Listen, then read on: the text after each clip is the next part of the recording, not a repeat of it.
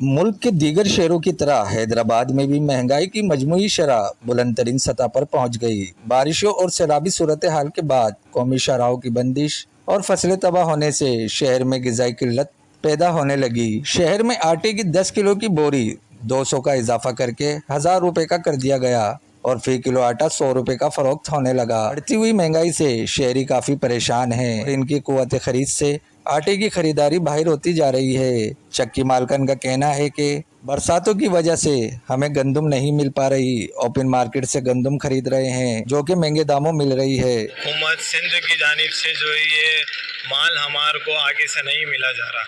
वहाँ पर इतनी शार्टिंग हो गई है माल की कि उन्होंने ब्लैक के अंदर अपने गोदाम वगैरह सारे भर रखे हैं।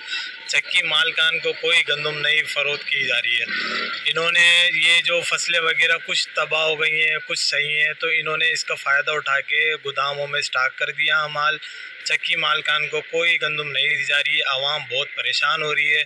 अब आटे के लिए जाएं तो कहाँ जाएं? अगर वो हमसे आटा भी मांगते हैं तो हम अपना पूरा रेट ही नहीं निकल रहा, मजदूरी नहीं निकल रही मजदूर की। इतना महंगा आटा हो गया है कि मजदूर की झाड़ी 700 रुपये, वो बेचारा आटा कैसे लेके जाएगा?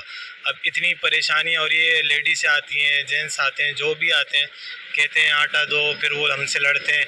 1500 रुपये का आटा कैसे दिया जाएगा? मेरी गुजारिश है सिंध हुकूमत से कि हम लोगों को चक्की मालकानों को गंदम दी जाए। गंदम दी जाएगा तो आवाम का भला होगा, उसके अंदर रेट वेट कम होंगे, आवाम ले सके। तो पहले गाड़ी आ रही थी 8 लाख 7 लाख की, अभी 15 लाख से बाहर हो गई है। किस तरीके से आटा बेचें? कोई हमें बचत ही नहीं। तमाम तर सूरत हाल में ज़िला इंतज़ामिया और प्राइस कंट्रोल कमेटी का किरदार ना होने के बराबर है, जिसकी वजह से हैदराबाद के शहरी मजबूरन महंगे दामों आटा खरीदने में मसरूफ़ हैं। कैमरामैन दानिश अली के साथ हसन रज़ा कुरैशी, वॉच न्यूज़, हैदराबाद।